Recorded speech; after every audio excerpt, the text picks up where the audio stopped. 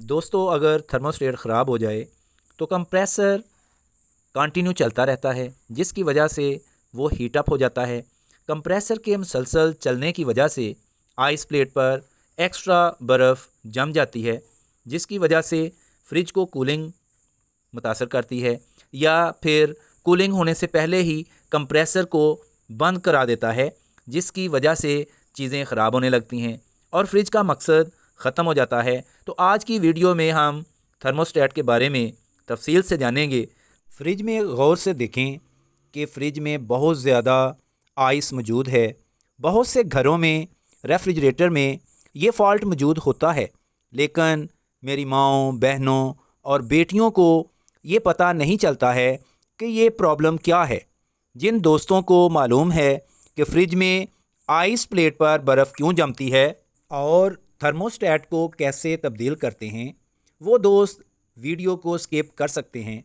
जिनको इस फॉल्ट के बारे में मालूम ही नहीं है, ये वीडियो उनके लिए है। ये फॉल्ट ख़ुद ही आप अपने घर में आसानी से सॉल्व कर सकते हैं। अब सवाल ये पैदा होता है कि एक्स्ट्रा आइस क्यों बनती है। इसकी एक वजह तो डोर प्रॉब्लम है, जिसको मैं पहले भी लास्ट वीडियो में डिटेल से बता चुका हूँ। अगर डोर प्रॉब्लम हो तो एक्स्ट्रा आइस बनती है। अगर डोर सही तरह बंद ना हो या खुला रहे तो इस तरह का मसला हो जाता है और आइस प्लेट पर एक्स्ट्रा आइस जम जाती है, बनती रहती है। अब यहाँ पर इस फ्रिज में जो फॉल्ट है वो डोर की वजह से नहीं है। इस फ्रिज के डोर बिल्कुल ठीक हैं। इस फ्रिज का फॉल्ट ये है, इसमें नुक्स ये है कि कंप्रेसर मुसलसल चल रहा था। इतनी मोटी बर्फ़ की तह बनने के बावजूद भी कंप्रेसर ट्रिप नहीं हो रहा था, तो यकीनन इसका थर्मोस्टेट ही ख़राब होगा। दोस्तों, याद रखें, फ्रिज का मेन पार्ट थर्मोस्टेट ही होता है। थर्मोस्टेट ही फ्रिज को ऑन कराता है और ऑफ़ कराता है। फ्रिज में रोबोट का काम करता है, यानी फ्रिज को कंट्रोल करता है, क्योंकि फ्रिज की ठंडक की ज़िम्मेदारी थर्मोस्टेट पर होती है। ख़ुद ही फ्रिज की कूलिंग पूरी होने पर फ्रिज को बंद करवाता है, इसके हीटर चलाता है। इसके अलावा थर्मोस्टेट आइस प्लेट पर जमी हुई एक्स्ट्रा बर्फ़ को मेल्ट करता है, और जैसे ही उसे कूलिंग कम फील होती है तो ये दोबारा कंप्रेसर को ऑन करा देता है, क्योंकि फ्रिज को टाइम बाय टाइम चलाने की ज़िम्मेदारी थर्मोस्टेट की होती है। अब इस फ्रिज का थर्मोस्टेट चेंज करने लगे हैं, तो दोस्तों गौर से देखें कि फ्रिज का थर्मोस्टेट कैसे तब्दील करते हैं। सबसे पहले हम फ्रिज की आइस प्लेट पर जो जमी हुई बर्फ़ है उसको उतारेंगे। बर्फ़ को उतारने के लिए आपने किसी भी नोकदार चीज़ का इस्तेमाल नहीं करना है। इस तरह आपका नुकसान हो सकता है, फ्रिज के पाइप लीक हो सकते हैं। आप बर्फ़ को उतारने के लिए पानी इस्तेमाल करें। पानी गर्म भी इस्तेमाल किया जा सकता है और ताज़ा पानी भी इस्तेमाल किया जा सकता है। जैसा कि मैं ताज़ा पानी इस्तेमाल कर रहा हूँ, आप भी ताज़ा पानी इस्तेमाल करें। ये डॉलेंस का डबल डोर रेफ्रिजरेटर है। थर्मोस्टेट के 2 स्क्रूज़ थे जो हमने पेचकस से ओपन कर लिए हैं। दोस्तों, इसके टोटल 4 स्क्रूज़ होते हैं जिनको हम ओपन करेंगे। फ्रिज का थर्मोस्टेट चेंज करना बहुत ही आसान है।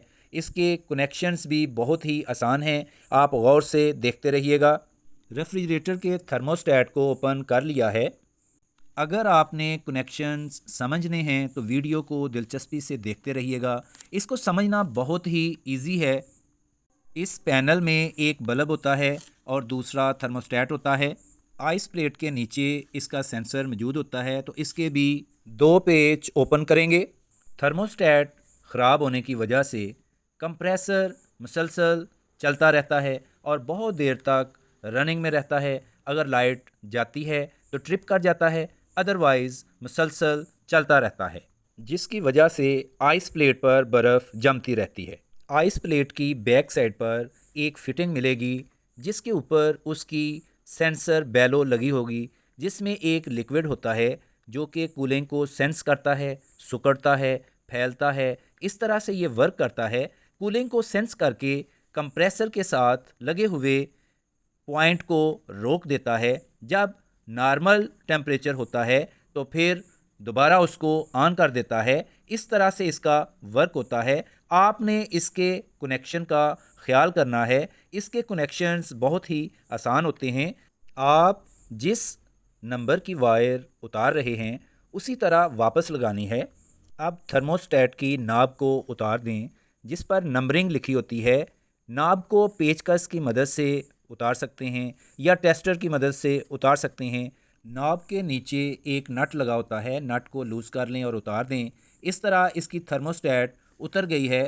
थर्मोस्टेट के कवर को देखें कितना गंदा हो चुका है, इसको साफ़ कर लें, अच्छी तरह धो लें। इस तरह फ्रिज में लाइट पहले से बेहतर और ज़्यादा हो जाएगी। अब कनेक्शन को अच्छी तरह समझ लें। थर्मोस्टेट के ऊपर नंबरिंग होती है, 3 नंबर, 4 नंबर और 6 नंबर। 3 नंबर हीटर का होता है और 4 नंबर और 6 नंबर एक ही पॉइंट होता है। दरअसल ये दोनों नीचे से जुड़े होते हैं, यानी 4 नंबर को इन कर लें और 6 नंबर को आउट कर लें। यह आपकी मर्ज़ी है, या 6 नंबर को इन कर लें और 4 नंबर को आउट कर दें। इसमें येलो वायर अर्थ वायर होती है। ये दोस्तों मैं तस्वीरों की मदद से आपको समझा रहा हूँ ताकि आपको अच्छी तरह समझ आ जाए। इसमें गौर से देखें कि ब्लैक वायर कंप्रेसर की है, जबकि ब्राउन वायर लाइट की होती है। दरअसल लाइट की हमें दिन हो रात हो इसकी ज़रूरत होती है, और जो ही फ्रिज का डोर खोलें तो लाइट ऑन होनी चाहिए। इसलिए लाइट 24 घंटे ऑन होनी चाहिए। कोई भी टाइम हो लाइट हमें ऑन ही मिलनी चाहिए। कंप्रेसर चल रहा हो या ना चल रहा हो, लाइट हमें ऑन चाहिए। जस्ट मेन सप्लाई लगी होनी चाहिए। तो जब भी हम डोर ओपन करें तो लाइट हमें हर हाल में चाहिए। इस तरह दोस्तों आपने कनेक्शन को एडजस्ट करना है और कनेक्ट कर देना है। फिर इसके बाद उसकी बेलों को खोल लें और आइस प्लेट के पीछे उसी तरह पास करें जैसे इसको निकाला था। फिर आप एडजस्ट करें और सेंसर के साथ कनेक्ट कर दें। इसके बाद आइस प्लेट को स्क्रू की मदद से टाइट कर दें। जैसा कि पहले मैंने आपको बताया है कि थर्मोस्टेट के कवर को धो लें और कपड़े से साफ़ कर लें। फिर इसके बाद थर्मोस्टेट के ऊपर कवर लगाकर हम नॉब को अच्छी तरह फिट कर देंगे, एडजस्ट कर देंगे। एक और चीज़ याद रखिएगा कि जो टेक्नीशियन बिल्कुल नए होते हैं वो अक्सर गलती कर देते हैं कि बैलों को टाइट नहीं करना है, उसको आहिस्ता से गोलाई में घुमा दें। अगर आप बैलों को मरोड़ देंगे, टाइट कर देंगे तो फिर लिक्विड वेस्ट हो जाएगा, क्योंकि बैलों को मरोड़ने से पाइप क्रैक हो जाता है, क्योंकि पाइप बहुत ही नाजुक होता है और उसके अंदर लिक्विड जो मौजूद होता है वो वेस्ट हो जाता है और रेफ्रिजरेटर दोबारा काम नहीं करता है, उसमें दोबारा से वो फॉल्ट आ जाता है। मेरा कहने का मतलब ये है कि थर्मोस्टेट चेंज करने के बावजूद भी फॉल्ट उसी तरह रहेगा, यानी रेफ्रिजरेटर में आइस प्लेट पर बर्फ़ उसी तरह जमेगी।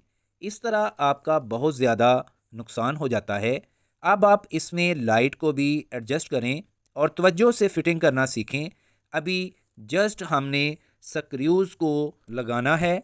अभी 4 स्क्रूज़ हम यहाँ पर लगाएंगे जो स्टार्टिंग में हमने उतारे थे। इस तरह थर्मोस्टेट की फ़िटिंग मुकम्मल हो जाएगी। फिर इसके बाद नॉब को हम सेट करेंगे जो फ्रिज के टेम्परेचर को कंट्रोल करने के लिए इस्तेमाल होती है। इस पर भी एक मुकम्मल डिटेल के साथ वीडियो बना चुका हूँ कि अगर बाहर टेम्परेचर कितना है और उसके हिसाब से थर्मोस्टेट की नॉब को आपने किस नंबर पर रखना है। जब आप नॉब को फ़िट करें तो इसका कट देखकर फ़िट करें। अभी हम इसका 3 नंबर पर फ़िट करेंगे क्योंकि बाहर का टेम्परेचर 28 से 30 के राउंड अबाउट है। अभी हमने रेफ्रिजरेटर को ऑन कर दिया है। रेफ्रिजरेटर बहुत अच्छे तरीके से काम कर रही है। इसकी लाइट भी ऑन हो चुकी है और दोस्तों आप देख सकते हैं कि इसकी लाइट पहले से बहुत बेहतर काम कर रही है, पहले से बहुत बेहतर रोशनी दे रही है। इसके साथ साथ डोर स्विच भी काम कर रहा है। अब उम्मीद है कि रेफ्रिजरेटर आइस प्लेट पर एक्स्ट्रा आइस नहीं जमेगी। आप जब भी थर्मोस्टेट चेंज करना चाहें तो आप आसानी के साथ इस तरह चेंज कर सकते हैं। उम्मीद है कि वीडियो आपको पसंद आई होगी। दोस्तों वीडियो थोड़ी सी लॉन्ग हो गई है। अगर आपको समझ आ गई है तो बहुत अच्छी बात है। अगर समझ नहीं आई तो दोबारा वीडियो को देखें। अगर आप थर्मोस्टेट ख़ुद चेंज कर सकते हैं तो ठीक है, बड़ी अच्छी बात है। अदरवाइज़ किसी टेक्नीशियन से मदद ले लें। अगर आपको मेरी इस वीडियो से ज़रा भी फ़ायदा हुआ है तो आप मेरे लिए और मेरी फैमिली के लिए दुआ कर दीजिएगा। मिलेंगे अब नेक्स्ट वीडियो में, तब तक के लिए आपसे इजाज़त चाहता हूँ। अल्लाह हाफिज़।